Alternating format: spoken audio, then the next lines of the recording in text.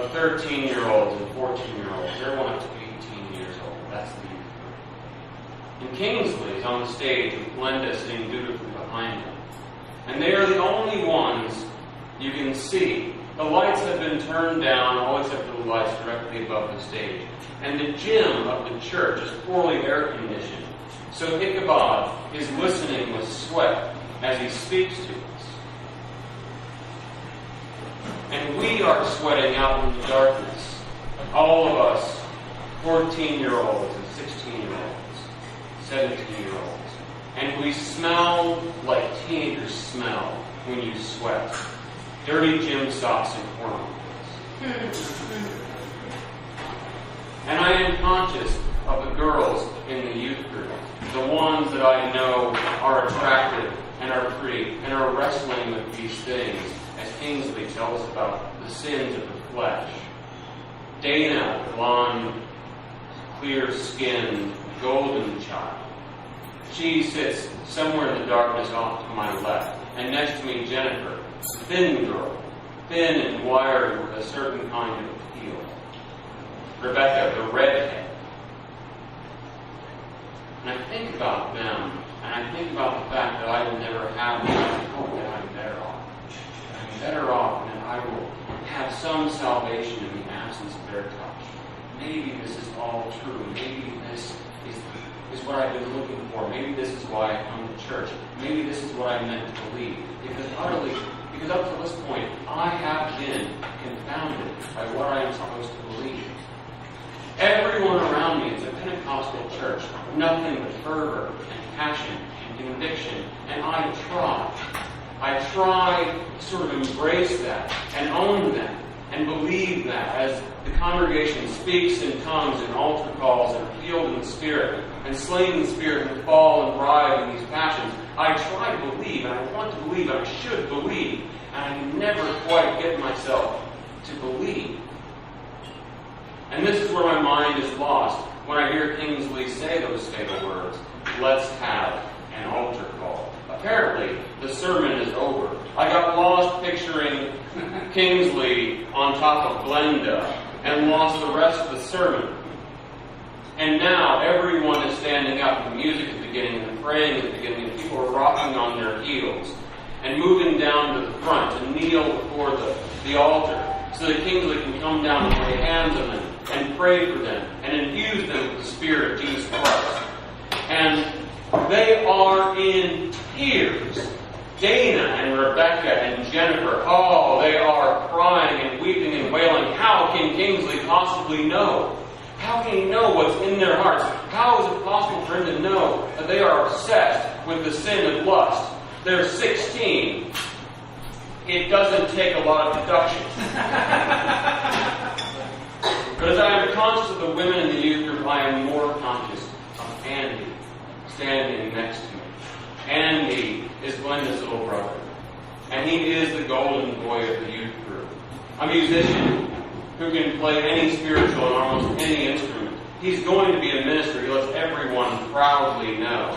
He has resisted the temptations of the flesh with Dana despite so many opportunities. He has tried and he has worked so hard.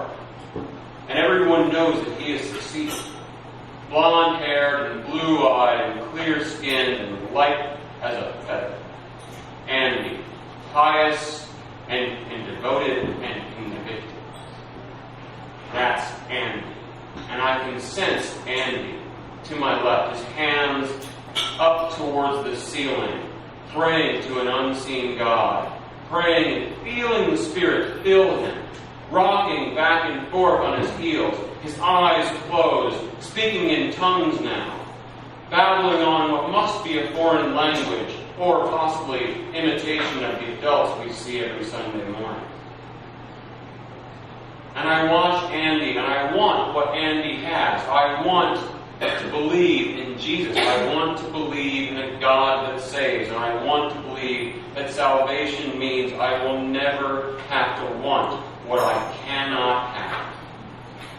And I close my eyes and I reach out into that darkness, into that void. And when I close my eyes, it is darkness. It is a void. I don't see the shining light of Jesus. I don't see angels. I don't see God descending upon me. I only see the black. But I do not feel that I am alone. But I do not feel the God they are telling me about. As my eyes are closed and I am reaching up towards the place where heaven must be, in that darkness, something else moves. I can feel it. The way you see something in your periphery. The way seeing something in your periphery is more a nerve sensation than sight. That's what I can feel. But it's not God. It's not Jesus. It's a mindless thing. It's indifferent to me. I don't know what it is. It's like a roommate you're not close to. It's simply sharing the same space. And I open my eyes. And I look at my fellow youth group members kneeling before the altar, writhing in passion and conviction and faith and belief and hormones and lust and desire. And I watch them writhing there on the floor like sweaty serpents in this unair-conditioned room as Kingsley wades amongst them and lays his hands on their delicate, downy shoulders. And I look at them and I know that I am not one of them. And I shall have to pass from this place. Sooner or later, I will have to admit this to myself. That there is no cure for loneliness here. There is no salvation from desire. There is only the lies everyone wants to believe, and some are better at it than others. Thank you.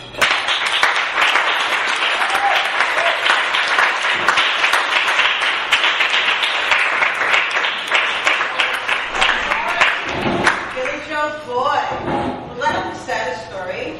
Oh my God, like no sex, right? Nobody's touching him now. He's married to people. Let's perform a cherry pitch. It's like one that When